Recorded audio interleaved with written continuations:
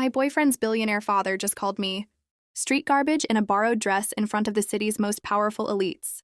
He savored my public destruction, thinking I was just a girl from the slums trying to climb his social ladder. He told me to crawl back to the gutter before the dessert was served. But he made one fatal mistake. He forgot to check who actually signed the 400 million bailout check his company received this morning. As the room held its breath, I didn't cry. I didn't leave. I just picked up my phone and sent a single text. Execute the buyback immediately. When his chief of staff walked in 3 minutes later, pale and trembling, and whispered that his entire empire had just undergone a permanent foreclosure, the billionaire's laughter turned into a medical shock. He'll never recover from. He thought he was destroying a nobody. He's about to find out he just insulted his new sovereign. The dining room of the Thorne estate was a masterpiece of glow, dripping in gold leaf and smelling of aged bourbon and arrogance. 23 of the city's most elite guests sat around a mahogany table that felt more like a vantage point for a public execution than a dinner party. I sat at the far end, my blood turning to ice as Arthur Thorne, the billionaire, patriarch and my boyfriend's father, locked his cruel eyes with mine. I've spent 40 years building the Thorne name into a sovereign power. Arthur began, his voice a low, surgical strike that cut through the polite clinking of silverware. He didn't look at his son, Leo. He stared directly at me, savoring the medical shock he was about to induce. And I will not see it tarnished by street garbage in a borrowed dress. The room fell into a silence so heavy it felt like a permanent foreclosure on the evening's civility. I felt Leo's hand tighten on mine under the table, but he remained silent, a ghost in the presence of his father's overwhelming status. "Arthur, please," Leo's mother whispered, her social mask slipping for a brief second. "Quiet," Arthur barked, never breaking eye contact with me. "Look at her. She sits there among powerful bosses and thinks she belongs. She thinks a janitor's daughter can just walk into an executive package. Life because my son has poor taste in charity cases." I rose slowly, my heart pounding against my ribs like a trapped bird. But a smile began to form on my lips, a mirror paradox of the fear he expected to see. I wasn't the ghost they thought I was. I was the architect of a secret they hadn't even begun to fathom. "You think this dress is borrowed, Mr. Thorne?" I asked, my voice a resolution that carried across the silent table. "And you think my vantage in this room is purely accidental?" Arthur laughed, a dry, rasping sound that signaled his total status flip back to arrogance. "I think you're a nobody trying to play a sovereign's game. I've already contacted your little startup firm. I'm having my legal team execute a surgical strike on your tiny office tomorrow morning. By noon, you'll be back in the gutter where I found you." The guests began to whisper, their social masks returning as they savored my public destruction. They saw a girl in over her head. They didn't see the ghost ledger I had been maintaining on Thorne Industries for the last 6 months. "Then I suppose it's a good thing I didn't wait until tomorrow," I said, reaching for my phone on the table. I sent a single text to my chief of staff. "Arthur has moved. Trigger the clause." "What are you doing?" Arthur sneered, his medical shock starting to form as he saw my lack of fear. "Calling for a cab?" "Good. The janitor can show you the service exit." "I'm calling for a status flip, Arthur," I said, my voice as cold as the bourbon in his glass. "You've spent so much time looking down at street garbage that you never noticed who was actually holding the vantage point over your company's debt. You think you're the powerful boss of this table? 3 minutes ago you were. Now, you're just a man sitting in a house that doesn't belong to him anymore." The mirror paradox was about to resolve in the most violent way possible. As the first course was cleared, the front doors of the estate swung open with a surgical strike of authority. My legal team stepped into the glow of the foyer, and the medical shock on Arthur's face told me the resolution had begun. The sound of the front doors opening was a surgical strike against the suffocating silence of the dining room. Arthur Thorne didn't even turn around. He simply leaned back in his chair, a powerful boss in his own mind, a smirk of status playing on his lips. He thought it was just his late-night security detail or perhaps another elite guest, arriving to witness my permanent foreclosure from his social circle. He was so consumed by the glow of his own perceived victory that he didn't notice the medical shock appearing on the faces of the 23 guests sitting across from him. "You see, Leo?" Arthur said, his voice a smooth resolution of arrogance as he looked at my boyfriend, who was still staring at me like I was a ghost. This is what happens when you let street garbage into the house. They start believing their own mirror paradox. They think a few smart words can change the vantage of a billion-dollar legacy. He turned back to me, his eyes filled with a surgical strike of malice. I've already had my assistant draw up the executive package for your exit. Maya, you'll receive a small check, call it a janitor's tip for the time you spent entertaining my son, and then you will disappear into the permanent foreclosure of history. You are a ghost in this world, and tonight I am exorcising you. The guests began to chuckle, a social mask of collective mockery that rippled through the room. They were watching a status flip they thought was final. Arthur reached for his glass, raising it in a mock toast toward me. To the janitor who thought she was a sovereign, may your next borrowed dress fit better in the gutter. But the resolution he expected didn't come. Instead, my chief of staff, Sarah, stepped into the dining room, followed by 4 men in dark suits, a powerful boss team that radiated an authority far beyond Arthur's status. Arthur froze, the medical shock finally beginning to register as he saw Sarah carrying a black leather ghost ledger. Arthur Thorne? Sarah asked, her voice a surgical strike of icy professionalism. Who the hell are you? Arthur snapped, his social mask cracking into a mask of rage. This is a private executive package event. Security, escort these janitors out. Your security has already been placed on a permanent foreclosure by the new sovereign of this estate, Sarah replied, sliding a document across the mahogany table. It landed right in front of Arthur's glass of bourbon. We aren't here for the dinner. We are here to execute the status flip clause in your $400 million debt restructuring agreement. Arthur's face turned a ghostly shade of gray, a medical shock that paralyzed him as he looked at the signature on the bottom of the document. It wasn't the signature of a bank or a faceless corporation. It was mine, written in the bold, sovereign script of the architect, who had been funding his glow for the last 6 months.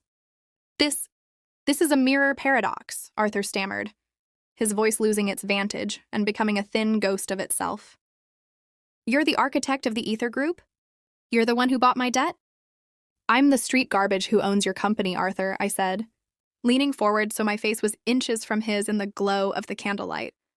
While you were busy gloating about your status, I was busy executing a surgical strike on your board of directors. You thought I was Leo's charity case? No. Leo was the only reason I didn't trigger this permanent foreclosure. Months ago. The guests were now dead silent. The medical shock of the status flip, turning the room into a ghost of a party. Arthur looked around at the elite guests he had just tried to impress, realizing he was now the janitor in his own dining room. You can't do this, Arthur whispered, a resolution of pure desperation. Thorne Industries is my legacy. It's my vantage.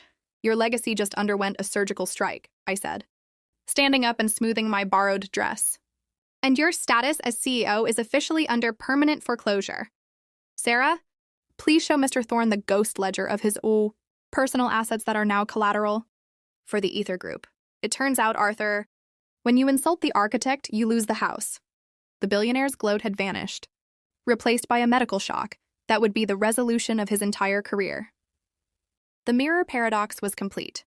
The street garbage was now the sovereign, and the king was just a man with a very expensive empty glass.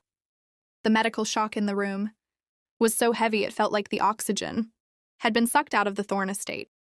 23 of the city's most influential, powerful bosses sat frozen, their forks suspended in midair, as they watched the status flip of the century unfold.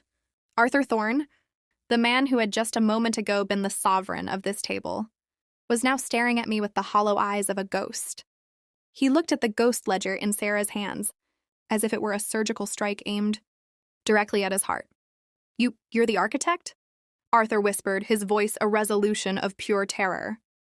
The glow of his arrogance had been replaced by a gray pallor of medical shock.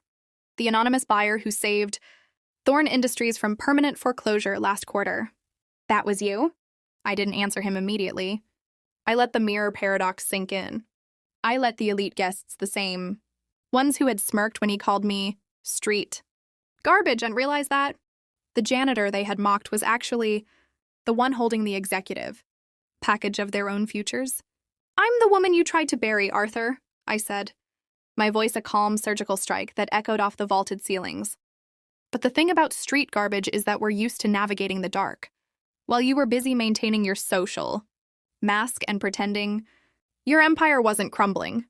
I was quietly acquiring every vantage point you had left." Sarah stepped forward, opening the ledger to a page marked with a sovereign seal. "Miss Sterling isn't just a donor. Mr. Thorne, she is the majority stakeholder of the Ether Group. As of 6 p.m. tonight, she holds a permanent foreclosure right over this very estate and all Thorne's subsidiary assets." The medical shock among the guests turned into a frantic status flip. Suddenly, the billionaire sitting next to Arthur pushed his chair back, distancing himself from the man he had been laughing with seconds ago. The powerful bosses who had ignored me all night were now looking at me with a resolution of desperate respect. "Maya, I had no idea," the woman to my left stammered, her social mask twisting into a forced smile. "Arthur was always so dramatic. We never believed a word he said about you." "The mirror paradox is funny, isn't it?" I asked, looking at her with a surgical strike of a gaze. 10 minutes ago, I was street garbage. Now, you're looking for a vantage point in my new administration. But the architect has a very long memory. Arthur slammed his fist on the table, a final, weak attempt at being a powerful boss. "This is a setup. You used my son. You slinked into our lives like a ghost to execute this permanent foreclosure." Leo, who had been silent in his medical shock, finally stood up. He looked at his father, then at me, the resolution of his own loyalty finally shifting. "She didn't use me, Dad. She tried to save you. She told me months ago that the glow of Thorne Industries was fake, but she refused to pull the surgical strike because she didn't want to break our family. You're the one who forced this status flip tonight. You're the one who called her garbage in front of the people she's currently keeping out of bankruptcy." Arthur's mouth hung open, the medical shock of his son's betrayal being the permanent foreclosure on his pride. He looked around the table and saw only ghosts, the friends who were already calculating how to move their executive packages to my firm. "I am the architect of your downfall, Arthur. Because you were the architect of your own cruelty," I said, standing tall as the sovereign of the room. "You thought I was a janitor here to clean up your mess. Well, I am. But I'm starting with this table." I signaled to Sarah. "Mr. Thorne's executive package is officially revoked. Mr. Sterling, the hotel manager, is waiting in the foyer to begin the inventory of this estate. Since this property is now a corporate asset of the Ether Group, I think it's time for the janitor to ask the trespassers to leave." The medical shock was complete. I watched as the elite guests scrambled to grab their coats, their glow extinguished by the resolution of my power. Arthur Thorne sat alone, a ghost in a chair that no longer belonged to him, realizing that the street garbage had just executed a permanent foreclosure on his entire world. The medical shock of the dinner party had barely settled before the status flip moved from the dining room to the glass-walled boardroom of Thorne Industries.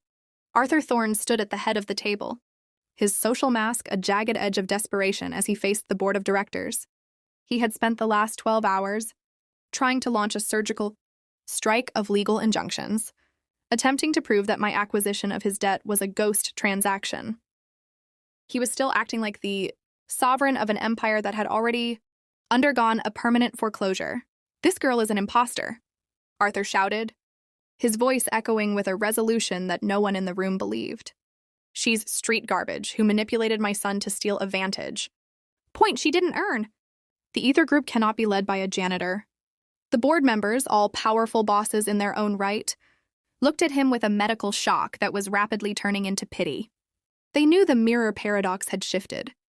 They had already seen the ghost ledger that proved Arthur had been insolvent for months. I walked in then, my footsteps a rhythmic resolution against the marble floor. I wasn't wearing a borrowed dress today. I was in a sovereign power suit that radiated more glow than Arthur's entire career. Sarah followed me, carrying the executive package of termination papers. "You're late to your own permanent foreclosure, Arthur," I said, my voice a calm surgical strike that silenced his screaming. I took the seat at the head of the table, his seat, while the medical shock on his face deepened into a ghost of his former self. "You can't sit there. Arthur hissed, his social mask completely dissolved. Actually, Arthur, the architect sits wherever she likes, I replied, opening the folder. The board has already reviewed the status flip protocol. Your executive package has been revoked for gross financial negligence and personal misconduct. You aren't just losing the company, you are being barred from the vantage of this industry for life. Arthur looked at the directors, searching for a ghost of loyalty. You're going to let a janitor run this company? After everything I've done for your status? The lead director, a man Arthur had considered a powerful boss and a close friend, spoke up with a resolution that felt like a gavel. Arthur, you called her street garbage. But this street garbage just saved our pensions from the permanent foreclosure you caused. She's the architect of our recovery. You're just the man who almost burned the house down to keep your glow alive. Arthur slumped into a chair, the medical shock finally turning his rage into a hollow silence. He watched as I signed the status flip orders, the mirror paradox showing him exactly what he had lost. He had tried to bury me in the dark, but I had used that dark to build a sovereign empire that now owned him. Security will escort you to your former office to collect your personal ghost files, I said, my voice a final surgical strike. But don't take the stapler, Arthur. Technically, it belongs to the street garbage now. As he was led away, the glow of the boardroom lights seemed to focus on me. The status flip wasn't just about money. It was about the resolution of power. The janitor was now the powerful boss, and the billionaire was just another ghost in the hallway. The boardroom air was still charged with the medical shock of Arthur's removal, but the architect had no time for a victory lap. I turned to Sarah, my voice a surgical strike of efficiency that commanded the room's absolute resolution. Begin the liquidation of Arthur Thorne's personal holding company. I want a permanent foreclosure on every asset he used to fund his social mask, while his employees suffered. The board members watched in medical shock as Sarah pulled up the ghost ledger of Arthur's secret offshore accounts, the executive package of hidden wealth he had built by gutting the company's retirement funds. This wasn't just a status flip in a meeting. It was a total surgical strike on his foundation. You're going after his private estate? A director asked, his social mask slipping to reveal a mirror paradox of fear and admiration. He called me street garbage because he thought his wealth was a sovereign fortress, I replied, standing at the vantage point of the massive window. But he forgot that the architect knows exactly which pillars are hollow. He hasn't just lost his job. He's undergoing a permanent foreclosure on his luxury lifestyle. Downstairs, the scene was a medical shock for the Thorne family. Arthur was being escorted through the lobby by the very security team he once treated like janitors. His wife and Elena stood by the revolving doors, their glow extinguished as they watched their powerful boss crumble in public. Arthur, what is happening? His wife shrieked, the status flip hitting her like a physical blow. The janitor happened, Arthur whispered, a ghost of a man staring at the floor. I watched from the balcony as my team began the surgical strike on his fleet of luxury cars and his private jet. The mirror paradox was perfect. The man who tried to humiliate me at a $9.7 million dinner was now watching his own executive package disappear into the ghost ledger of my firm. We've secured the Thorne Manor title, Sarah reported, her voice a steady resolution of success. The permanent foreclosure notice will be served by tomorrow morning. He won't even have a vantage point over his own garden. Good, I said, the glow of the setting sun reflecting in the glass like a sovereign crown. He wanted to treat the world like his personal janitors. Now, he can find out how it feels to have no status at all. Leo stepped into the boardroom then, his face a medical shock of conflicting emotions. He didn't look at the board. He looked at me, the architect who had just dismantled his father's ghost legacy. Is it over? He asked, his voice a quiet resolution. The status flip is complete, Leo, I said, walking toward him. Your father tried to execute a surgical strike on my dignity. I just returned the favor with interest. The permanent foreclosure on his greed is the only way this family can start over. He nodded slowly, the mirror paradox finally becoming clear to him. The powerful boss was gone, replaced by a sovereign woman who had built her own glow from the ashes of their mockery. What happens now? Leo asked. Now, I said, looking back at the ghost ledger of the Thorne Empire. The architect builds something real. The surgical strike had been devastating, but it was the only resolution that mattered. The street garbage was now the only one with a vantage point left in the city. The grand opening of the Sterling Global Hub was a sovereign display of light and power, a glow that could be seen from every corner of the city. As the new architect of the Thorne-Sterling merger, I stood on the vantage point of the glass stage, looking out at a sea of powerful bosses who had once avoided my gaze. The mirror paradox was now complete. I was no longer the ghost at the dinner table, but the sovereign of a multi-billion-dollar executive package. But the resolution of the night wasn't just about my success. It was about the permanent foreclosure on the man who had called me street garbage. Arthur Thorne sat in the very back row of the public gallery, a janitor among titans. He was no longer draped in the glow of silk and gold. He wore a cheap, off-the-rack suit, his social mask replaced by a medical shock that seemed to have aged him 20 years. I watched him as I spoke into the microphone, my voice a surgical strike of clarity. Many people believe that status is something you are born with, or something you can buy with a ghost ledger of offshore accounts, I said, catching Arthur's eye. But true power is the resolution to build even when the world tries to bury you. Some called me garbage, but I chose to be the architect. The medical shock on Arthur's face was palpable as the room erupted in a sovereign wave of applause. He had to watch as his own son Leo stood by my side, not as a ghost of the Thorne legacy, but as a partner in the new era. The status flip had cost Arthur everything: his home, his cars, and the vantage point he used to look down on the world. After the ceremony, Arthur tried to approach the stage, but my security team, the same men he had once treated like janitors and executed, a surgical strike of a block. They didn't even speak. They simply stood as a permanent foreclosure on his access to me. "Maya," he called out, his voice a ghost of its former powerful boss rumble. I just wanted to say that the executive package you offered for my retirement, it's not enough to keep the glow of the estate." I stopped and looked down at him from the stage, the mirror paradox reflecting my absolute sovereign control. "The executive package I gave you, Arthur, is exactly what you told me I was worth at that dinner table," I said, my voice a quiet resolution. "You wanted me in the gutter. I'm simply giving you a vantage point of what that life feels like. The janitor is done cleaning up after you." He stood there in medical shock as I turned away, the surgical strike of my indifference being the final, permanent foreclosure on his ego. He was now just a ghost in the hallway of my success. As I walked out into the glow of the night with Leo, I realized that the architect had finally finished the build. The status flip was no longer a plan, it was a reality. I had taken the street garbage and turned it into a sovereign empire. "What's the next resolution?" Leo asked, looking at the city skyline. "The architect never stops building," I replied, a surgical strike of a smile on my face.